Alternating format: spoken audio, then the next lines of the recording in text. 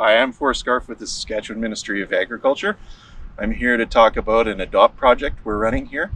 ADOPT is the Ag Demonstration of Practices and Technology, and it's a funding program with federal and provincial partners. Today I'm going to talk a little bit about the apple scionwood and dwarf rootstock trial that we have. There's 10 different varieties of apple rootstock that have been budded to University of Saskatchewan scionwood. Scionwood is the plant material that has the apples that you desire. Rootstock contributes another factor to the growth of the plant. It tends to dwarf the plant so it's not overgrown as individual trees, and that way you can pack in a lot of plants per acre, and then you get higher yields per acre than you would if it was just on single trees that are grown from seed or whatever. Dwarf rootstock allows the plant to come out of juvenility earlier than it would if it was just a plant grown from seed or from cuttings. So typically with dwarf apple rootstock, you can get fruit production starting in the 4th year, as opposed to if you're just growing it on its own, it would take roughly 10 years before you actually got production. Another component of this trial is to look at disease resistance. So apples succumb to a disease called fire blight. That's a bacterial disease that enters through the flowers and then migrates through the vascular system and kills the plant from the external growth points down into the trunk. It can be devastating for an orchard and take out a lot of trees. So we've had that happen in Saskatchewan, and the traditional rootstock that we were using, Ottawa 3, seems to be particularly susceptible to fire blight. So this project was born out of the need to look at different rootstocks to see how well they tolerate fire blight. And there's also some pairs that we've got here.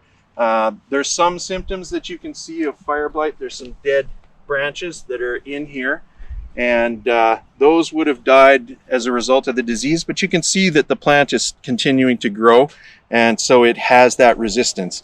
If it weren't resistant, and one of the varieties that we trialed wasn't resistant, you can see empty patches in the plots, and those areas died from that disease in the past years. And I guess if I can just take you down the row here, we can show you some of the apples that were budded to SK Prairie Sun. SK Prairie Sensation, which is a variety that was bred at the University of Saskatchewan. It has really great fruit quality and grows pretty well in our cold environment. So this is an example of some rootstock that is from Geneva. So Geneva is from the Cornell breeding program from Ithaca, New York, and Geneva is close by, so that's why they're called Geneva. And there are different numbers that we're trialing. Some of them are more dwarfing than others, and so this one I think is less dwarfing than some of the other varieties that you can see. But this is the Prairie Sensation apple that's on top, and then there's a graft union right down at the bottom where the old dwarfing rootstock was placed on there. These plants are particularly attractive to deer, so I recommend that if you're growing apples, you put in a deer fence and make sure that you keep the deer out. Last year I had a bunch budded to Prairie Sensation, but the deer find it just a delectable treat, so they come in and they pull off the new growth. So it sets you back a year if you allow that to happen. Anyway, these are growing well. We'll want to put in a trellis line to ensure that graft union stays sound and that the plants grow upright, and then you can run the branches out along the trellis line, and it makes it a lot easier to harvest your fruit. So this is what we're looking at. We've got 10 different varieties. There are differences, and there are compatibility differences that we've noted. In particular, there's a variety called Budegowski 9.